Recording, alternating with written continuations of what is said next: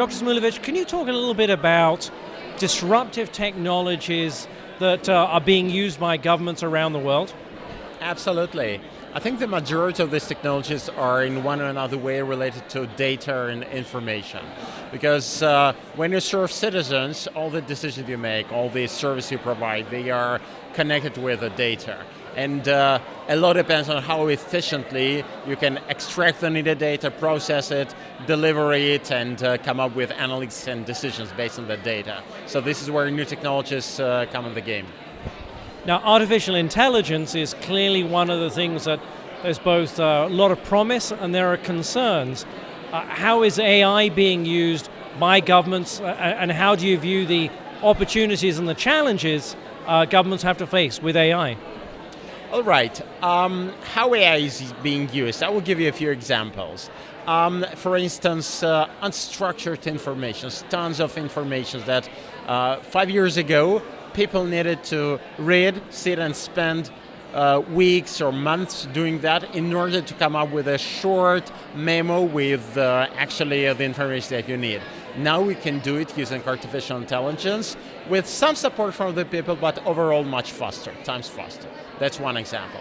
Another example is that you know a lot about citizens, and obviously and hopefully you try to use it for a good cause, and this cause can be predicting the decisions. So offering you the services in any aspect of your life, like sports, or like if a woman is pregnant, then what she's going to do for the best process, offering you that information in advance. These are the things that are being used now. And a very important topic is about privacy, because simultaneously with getting more and more data about the citizens, governments have the responsibility to treat this data for a good cause, and this is quite difficult, possible, but quite difficult. So how can governments protect the data of their citizens, and what types of protection should they be implementing? I think that the type of the protection of that data is quite similar to the protection that the private sector sees. And a lot of industry segments, starting from cybersecurity, is there. On the other hand, we all need to get used to live in the world where much more is known about us. You need to redo that last Whoa, right in front of the camera. Yep. Okay, so let me go back to the question. Yeah. Information privacy, as you said, is a concern. How should governments be protecting citizens' data? In the same way as private corporations do it, there are several industry segments working actively on that, and they are very successful. Cybersecurity solutions are there.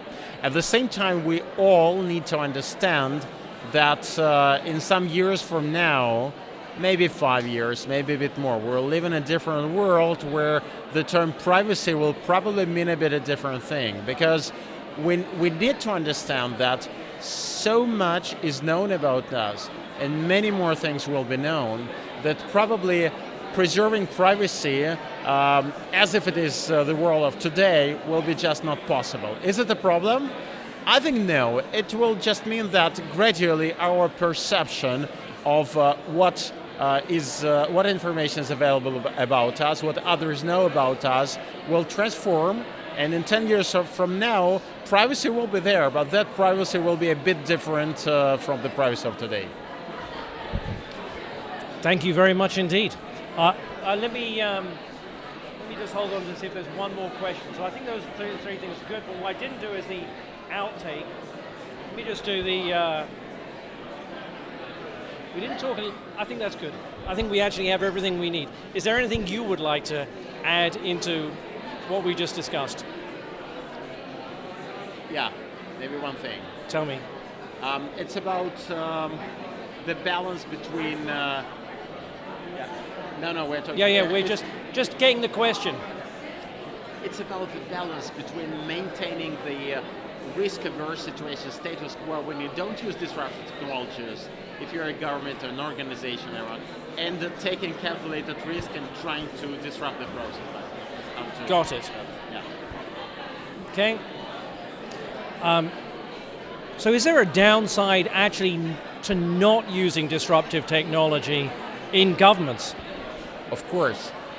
One thing that excites me a lot is how difficult it is to maintain the right balance between guaranteeing a quality of service using the technologies of today that you are sure about, and trying to try and then implement really disruptive technologies. If you continue using the technologies of today, you can get better and better over time, and this is the incremental improvement, 10% and 10% more. But at the same time, you need to constantly do proofs of concept with the new technologies, because one of them may allow you to get 100% better in 1 year, and you don't want to lose that opportunity too. Dr. Schmulevich, thanks very much indeed. We're at the Concordia International Summit.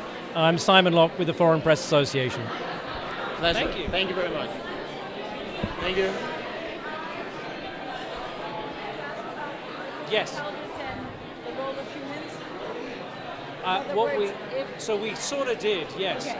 Because in the panel they were talking about the government role. So we talked about AI, what government should be doing, and what are the risks of not doing it. I think we should. Good. So you covered that humans will not lose their fearing that they're going to lose their job. We didn't cover this exactly right now. If you want, we can. We can do one. Can do. Okay. Yep. Okay. Lucky you. Yeah. Lucky me. Lucky you. Okay.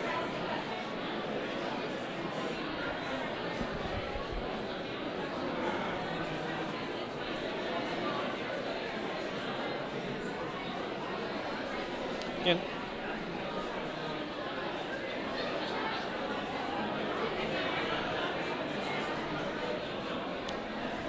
There are two actual issues that people are very concerned about AI. One is losing their jobs, and the other one is sort of a technology arms race. Can you share some perspective on, should people be very concerned about either of these things? I'm glad to share my perspective about losing the jobs and the concerns that AI will disrupt the labor market, and all of us will need to find a new job, but there will be no job. I don't think it is true, and of course the whole history of technological transformations shows that something else comes in. But on the other hand, it's quite clear that this something else this time will be less about deep technology, more about softer things that require emotional intelligence. But also, when I'm thinking about that, I think we all need to rethink, why are we that much concerned? Probably we just do not realize that living in a different state when operational job doesn't take that much of our life is also fine, but it will be fine. The concept of job will be a bit different. As for the arms race, yes, this arms race will probably continue, although I think that the type of actors will change. Today, the nation states are the key actors in the arms race in AI, but corporations or some other communities will come into the play later. Thank you very much indeed. Thank you so much.